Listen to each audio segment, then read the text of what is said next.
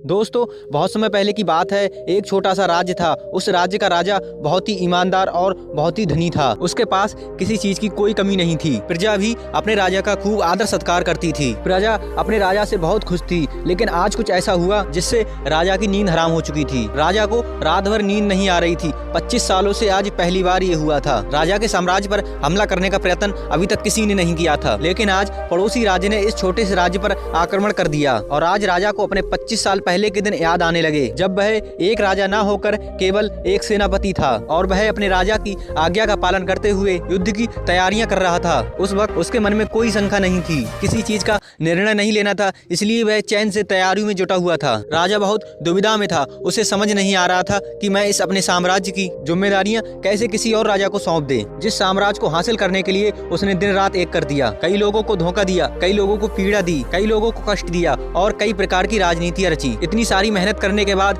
जब उसे राजा का सिंहासन प्राप्त हुआ है, तो उस सिंहासन को और उस राज्य को वह कैसे किसी को सौंप दे। राजा को कुछ भी समझ नहीं आ रहा था कि वह क्या करे। वह बहुत चिंतित था, परेशान था, करवटें बदल रहा था, लेकिन उसे कोई तरीका सूझ ही नहीं रहा था। राजा यह बात अच्छी तरह जानता था कि बात केवल मेरी नहीं है, इस पूरे साम्राज्य की है। राजा ध्यान करना जानता था। वह बार बार ध्यान करने की कोशिश कर रहा था ताकि वह शांत हो सके, उसका मन शांत हो जाए। उसने कई बार प्रयास किया, लेकिन उसे असफलता ही प्राप्त हुई। वह अपने मन की आवाज अर्थात अपने अंतरात्मा की आवाज सुनने में असमर्थ रहा, जिस कारण वह बहुत परेशान था, चिंतित था और दुविधा में था। वह समझ नहीं पा रहा था कि आखिर वह क्या फैसला करे, और उसके पास बहुत कम समय भी बचा हुआ था। केवल उसके पास आज रात का ही समय था। कल सुबह उसका पड़ोसी राज्य उस पर आक्रमण कर देगा। अगर वह केवल अपने लिए फैसला करता है तो उससे उस साम्राज्य की लाखों लोगों की जान जा सकती है, और अगर वह साम्राज्य के लोगों के बारे में सोचता है तो उन्हें दूसरे राजा के सामने झुकना होगा, उस राजा का सम्मान करना होगा और अपने हाथों उन्हें इस साम्राज्य को सौंपना होगा। राजा बेहद दुविधा में था,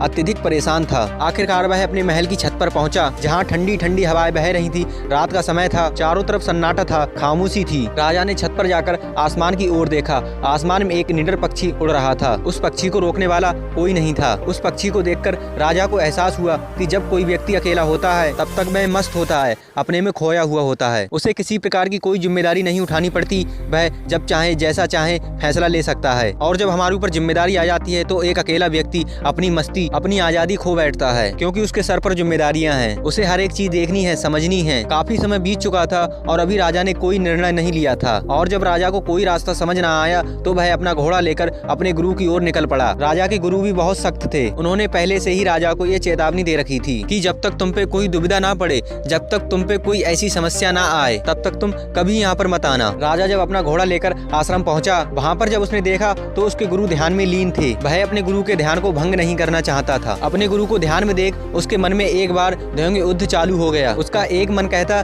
कि गुरु को ध्यान से बाहर लाओ, लेकिन उसका दूसरा मन कहता नहीं नहीं, अगर गुरु को ध्यान से बाहर लाया गया तो यह उचित नहीं होगा। गुरु क्रोधित हो जाएंगे और इसके बाद क्या होगा ये कुछ पता नहीं। वह द्वार पर खड़े होकर यह सब सोच ही रहा था। तभी आश्रम के अंदर से आवाज आई, हे राजन, आप द्वार पर खड़े होकर क्या कर रहे हो? भीतर आओ। राजा आश्रम के भीतर गया और उन गुरु को प्रणाम करके कहता है, हे गुरुदेव, आप तो मेरे मन की बातें भली भांति जानते हैं। आपको तो यह भी पता होगा कि आज मैं क्यों यहाँ पर आया हूँ और किस बात से चिंतित हूँ। चिंता के कारण मुझे नींद नहीं आ रही। आप ही बताइए मैं क्या करूँ? मैं किस तरह से कोई एक निर्णय लूँ और मैं किस तरह से अपनी अंतरात्मा की आवाज को सुनूं, जिससे मैं निर्णय लेने में सफल हो पाऊँ? किस तरह से मैं एक सफल निर्णय लूँ और किस तरह से मैं अपने साम्राज्य को बचा पाऊँ? राजा की यह बात सुनकर गुरु मुस्कुराकर कहते हैं, हे राजन, हर इंसान के दो मन होते हैं। एक मन उसके काम को करने के लिए प्रेरित करता है तो दूसरा मन उसी काम को टालने का प्रयास करता है, और इन्हीं दोनों मन के बीच में हम फंसकर रह जाते हैं। हम किसी एक तरफ निर्णय नहीं ले पाते और ऐसे समय में हमारे मन में सवाल उत्पन्न होने लगते हैं कि जो फैसला लेने हम जा रहे हैं क्या वह सही है या फिर गलत। ऐसी स्थिति में हम आधे अधूरे हो जाते हैं और इसीलिए हम पूरे जीवन भर पछताते रहते हैं। दोस्तों,